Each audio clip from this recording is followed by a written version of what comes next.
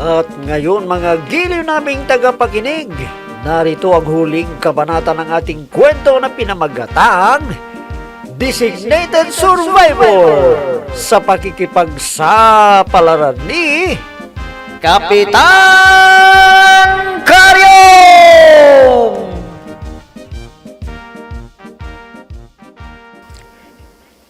Ayun sila Benito at Ambreng. Nagkikwentuhan sila. Ano kayang pinag-uusapan nila? Pakinggan ko nga. Baka ako ang pinag-uusapan ng mga hunghang na isa. Alam mo, Ambreng, kawawa naman si Kapitan, ano? Mantakin mo, ipinagpalit siya kay Adonis.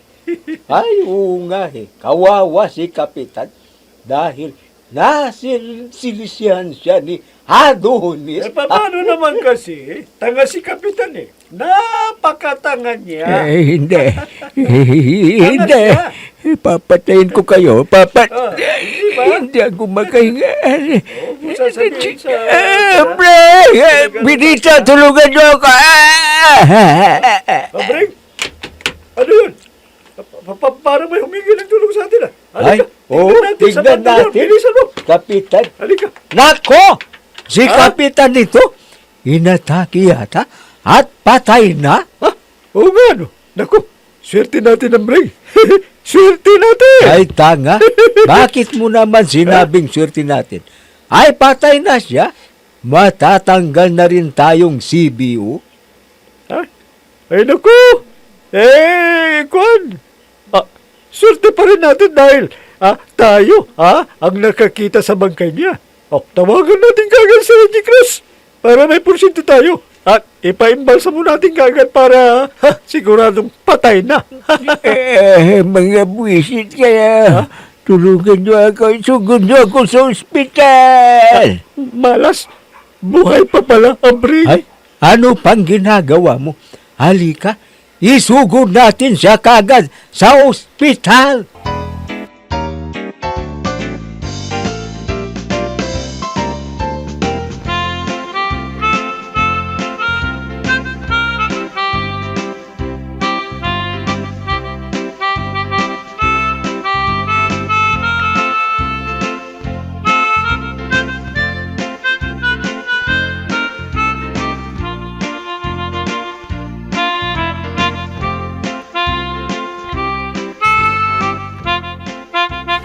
Saan kaya nagpunta ang karyong na yun? Kasama na naman niya ang Veronica na yun. Kung bakit kasi ayaw akong paniwalaan ni Rodolph na may relasyon ang asawa niya at ang asawa ko. Tanga ka talaga, Rodolph. Napakataga mo. Hahanapin ko si Karyong. At kapag nahuli ko kayo sakto, ipapahiya ko kayo sa mga tao. Ay, bahala na. Magalit kayo sa akin kung magagalit kayo. Napunoda ka. Hindi ko na kayang pigilan ang sama ng loob ko. Kaya humanda kayo. Alin po dyan! Alin po dyan! Buksan yung pinto! Alin po dyan! Ay, aling po niya, este! Ay, nakaw. Si Benito yan kumakato. Ano kang nangyari sa kanya? Ay, sandali! Nandyan na! Benito! Anong nangyari? Anong kailangan ba? Aling pangit. Ay, aling pong Japan. Ay, si ospital. Si Kwan. Si ospital. Ay, naku. Itinakbo mo namin sa ospital si Kapitan. Si Kapitan pala. Isinugod namin sa ospital. Bangkay na. Ay, isinugod namin sa ospital. Ano? Bakit? Anong nangyari sa asawa ko? Binaril ba siya? Naka o sinong bumaril? Kuya Gasong, nalika, tulungan mo ako. Si Kayang, inambos, kuya! Hindi ko inambos si Kapitan, kundi inatake sa suso. Ay, inatake sa puso. Delikado, sabi ng doktor, baka ikamatay na ron niya. At siguradong si Kagawad Adong ang designated survivor. Kaya ihanda na ang susuot niyang damit pang kamaong. Ano? Ay, hindi. Hindi totoo yan. Ay, Karyong darling ka, my love. Huwag kang bibigay. Lumaban ka. Karyong!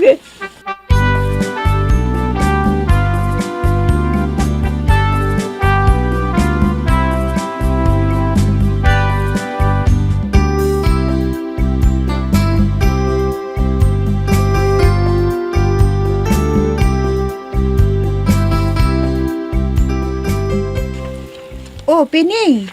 Nandito ka rin pala sa tindahan ni Darwina. Oo, naku. Mabuti naman at nakita kita kaagad, Veronica.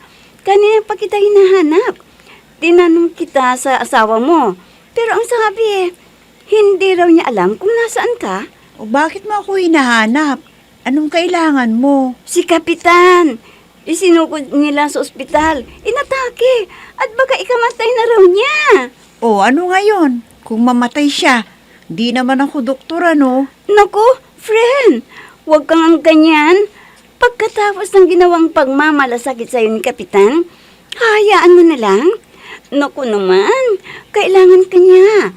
Kaya ang mabuti pa, dalawin mo sa ospital pagka gumaling pa siya. Kundi, matutuluyan na siya. At siguradong si Kagawad Adong ang designated survivor. Magkakawindang-windang na naman ang barangay natin. Sige na. O sige, sabihin mo kay Adonis na pakihatid ako sa ospital sandali sa kinaroonan ni Kapitan. Sige Naku, na. wala rito si Adonis. Ha? Nasaan siya? Nagpunta sa Manila. Ipinapaayos yung mga papers niya dahil tinatawag na siya sa kumpanya nila. Ano? Aalis na siya?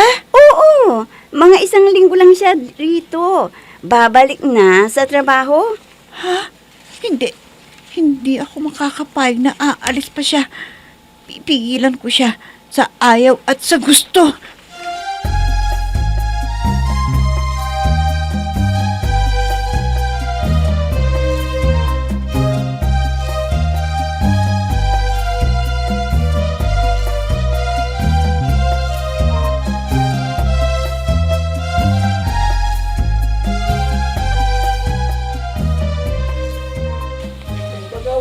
Bakit naman kami pinatawag? Pinatawag ko kayo para mapag-usapan natin ang tungkol sa pagtakbo ni Adong bilang kapitan. Bakit? May naisip ka namang... Oo nga, mayroon ka namang naisip. Sa papalapit na barangay eleksyon? Kailangang mapagtulungan tayong mag-isip. Magtulungan tayo. Kuwan na, pare. May naisip na akong paraan para masiraan natin si Karen. Ano naman ang paraan na yon, pare Adong? Pare, pag-awayin natin yung tatlo. Sinong tado yung sinasabi mo, Kagawad Adong? Sino?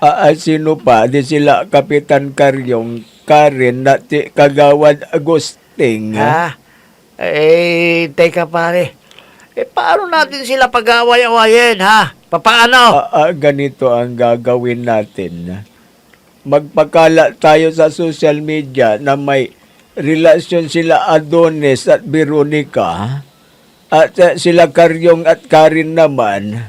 At siyempre kapag nalaman ni Rudolph at Kapitan, nako, magagalit sila dahil alam naman natin na patay si Kapitan na bata ni Veronica, hindi ba? At aawayin na si Adonis, mag-aaway-away sila at baka magpatayan pa sila. Oo nga, no. Bakit hindi ko kaagad naisip yan? Maganda yung naisipan mo, pare. Ito nga, may utak ka rin pala. Ano pang ginagawa natin? Umpisa na natin. Oh! Magkakalat na may relasyon sila Adonis. Yeah, umpisa na natin.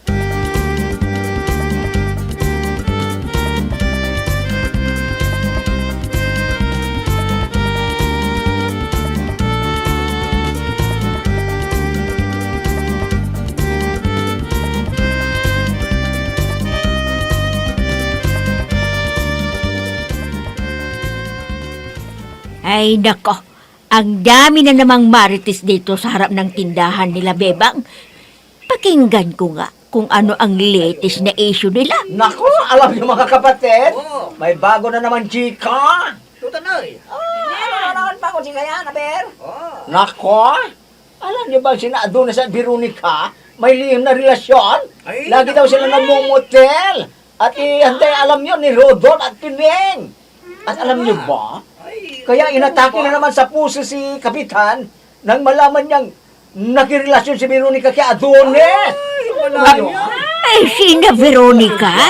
At Adonis pa lang pinag-uusapan ngayon. Hey, uwi ako kaagad at ibabalita ko kay Kagawad Asyong ang narinig kong pinag-uusapan ng mga marites. Tsak, matutuwa siya sa balitang ito.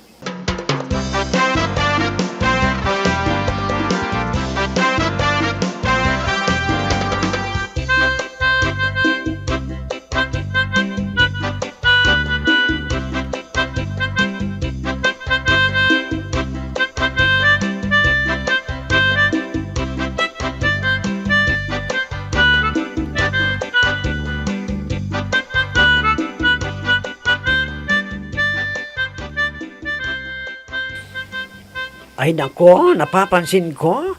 Wala nang mga malitis ngayon dito sa harapan ng tindahan. Dadala na yata silang tumambay dito dahil sa ginawa ni Aling Punya. Ay nako, bakit kaya wala pa si Tita Bibang? Inutusan ko lang na pumunta sa munisipyo at kunin niya yung mayor's permit ng tindahan namin. Pero hanggang ngayon, abay, wala pa siya. Ha?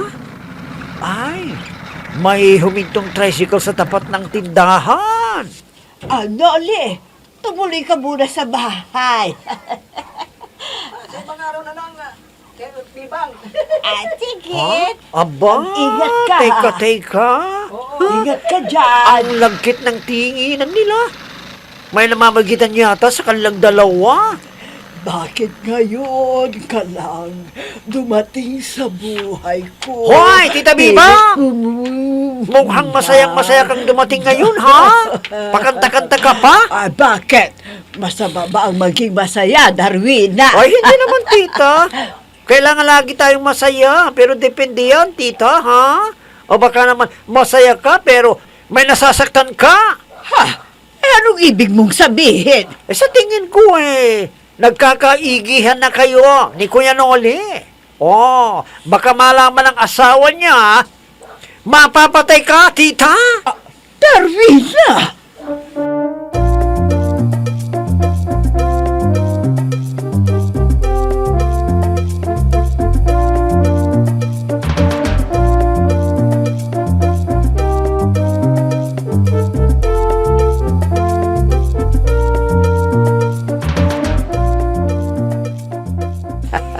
Ayos pare, kalat na ang tungkol kina Adolis at Veronica.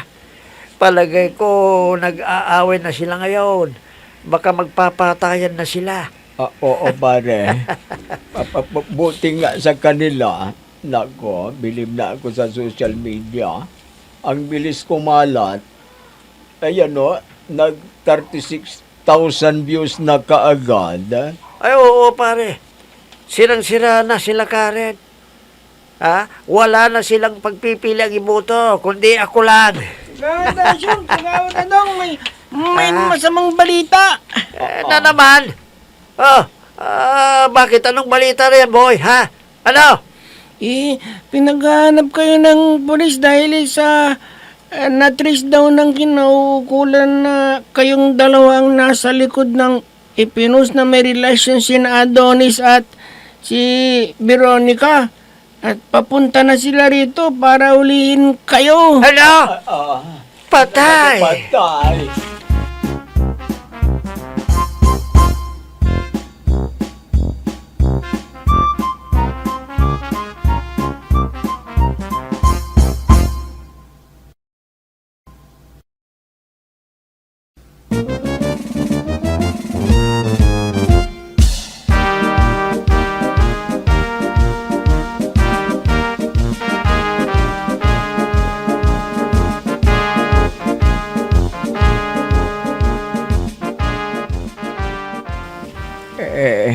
Veronica, ang ibig mong sabihin hindi totoong nakipagrelasyon ka kay Adonis. Ha? Hindi ko aaminin sa kanyang totoo. Magsisinungaling ako para gagaling na siya kaagad. Dahil kung mamamatay siya, sigurado uusigin ako ng konsensya ko. Ay, Veronica, bakit hindi mo na ako sinagot sa tanong ka? hindi ba totoong nakipagrelasyon ka kay Adonis? Naku, hindi totoo yan, Kap. Sino bang nagkalat niyan, ha? Walang katotohanan yan. Ano akala nila sa akin? Pukpok? Sobra na sila. Tama na yan, Veronica, tama na. Huwag ka nang umiyak. Huwag ka nga mag-alala. Gagaling ka kaagad. Hindi kita bababayaan dahil mahal na mahal kita. Mahal na mahal din kita, Kapitan eh. Kaya magpagaling ka na kaagad, ha? Oo, Veronica, my darling, my sweetheart, my honey. Veronica, Kap! Ah, Malapit na raw nilang mahuli ang mga nagpakalat ng paninirang pulis sa sayo at sa asawa ko. Ganun ba? Mga bastos sila? Nagtuturingan lang naman kaming parang tunay na magkuya. Chinichismis na. Oo nga eh, nakakainis. Pati ako, ginawan ng kwento. Kabit ko raw si Boy Sibuyas. huwag ninyong pag-usapan yan, huwag na. Dahil pinapatugis na ni Bayaw ang mga walang hiyang naninirang pure. Mapaparusahan sila. Dahil nilabag nila ang Republic Act 10176 o kilalang Cybercrime Prevention Act of 2012. At hindi magtatagal. Mabibilang ko sila. Magmumulta pa sila ng 200,000 pesos.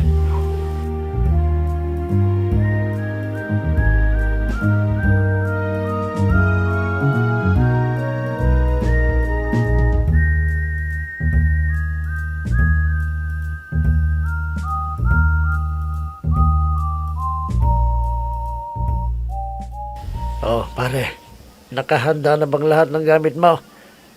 Wala ka na bang nakalimutan, ha? Wala na pare. Dinala ko ng lahat ang mga importanteng gamit ko. Ay, naku, malas natin, pare.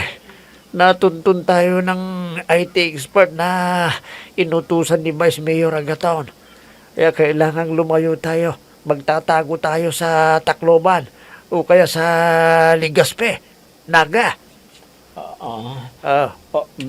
Sige. Saan mo ba gustong magpunta tayo? Hindi magtatagal, darating na yung Kaya kausap nga. kong ban maghatid sa atin sa pagtataguan natin. Sige. Naku, akala ko magiging designated survivor na ako dahil mamamatay na si Karyong. Yun pala, buhay na buhay pa ang hayo pa. Dumating na ang sasakyan, pare. Siya na yun. Halika. Oo. Sumakay na tayo kaagad. Para makalayo na tayo dito. Bilisan mo, pare. Sige, na. tayo na, pare. Bilisan mo. Oo, nandyan na. Tayo na, Pare, Pare. hindi yung kausap kong buwan yan. Patrol ka ng pulis ang dumating. Nako, halika, pare. Tumakbo na tayo dito. Dito tayo dadaan sa likod. Bilisan mo. Oo, pare. Hintayin mo ako. Huwag mo akong iwanan, pare.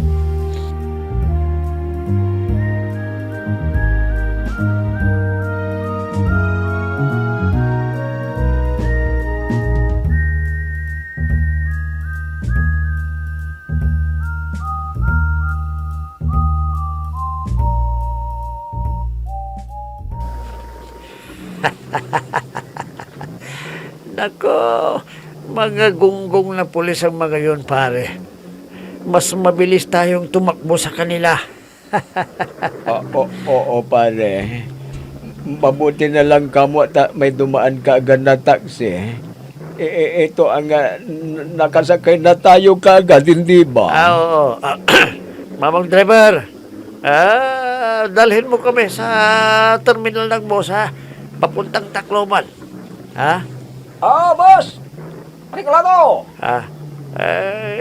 Bakit ka tumatawa? Parang nakakaloko ka.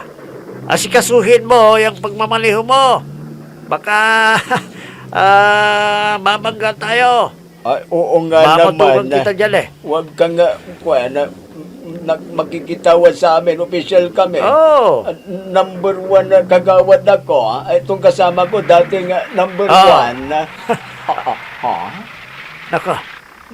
Oh, bakit mo hininto rito? Hindi dito ang papuntang kwan. Terminal ng boss. Doon mo kami dalmin. Doon mo kami ihatid. Hindi dito. Mamaya na lang. Kung ka. Mamaya na lang. Bakit may baril ka? At dito mo kami hinito sa tapat ng police station, ha? Huwag mong iumang sa amin yung baril mo. Oo nga. Baka pumutok yan, ha? Kundi isusuplong ka namin sa pulis. Pulis ako! Ha? Akala niyo matatakasan ninyo ang kasalanan niyo? Huli kayo! Pare, patay Pulis pala ang driver ng taxi. Huli na tayo, pare. Malas. Malas. Malas. Malas!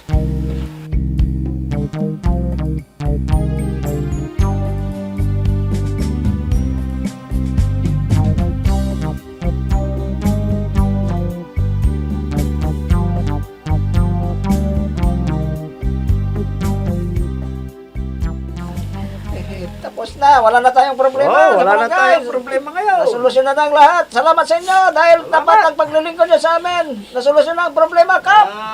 Solusyonan na ang problema. Ngayon, magpasalamat din kayo kay Karen dahil siya ang aking advisor. Kung wala siya, di ko rin maisip ang mga ganitong pamamaraan. Kaya, para masolusyonan ang problema, siya ang dahilan Kaya mahal na mahal ko ang Karen na yan. Malas nila kagawad asong at atong. May alam pa silang designated survivor, designated successor. Kapitan! Kapitan, May problema ako. Pinag, anong problema ma? Kapitan, si Adonis at si Veronica nagtanang! Ano?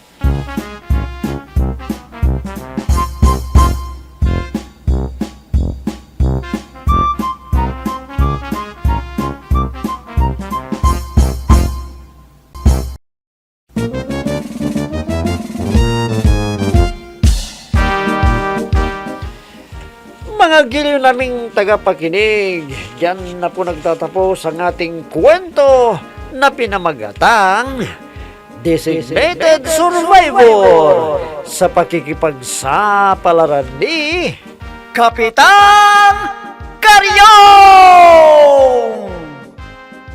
Mga nagbibigay buhay sa ating dula ay sina Mayra Abrihao Narnola, Susan Malikdam, Robert D. Guzman, Amit Diaz, Oscar Ora, Jun Cabato, Technical Supervision at sa musika ni Oscar Ora, nilapatan ng tunog ni Robert D. Guzman, mula sa panulat at direksyon ni Oscar Ora. Kapitan Karyong! Inihahandog sa inyo ng F3 Recording Studio para sa pambansang radyo ng Pilipinas, Bombo Radio Philippines!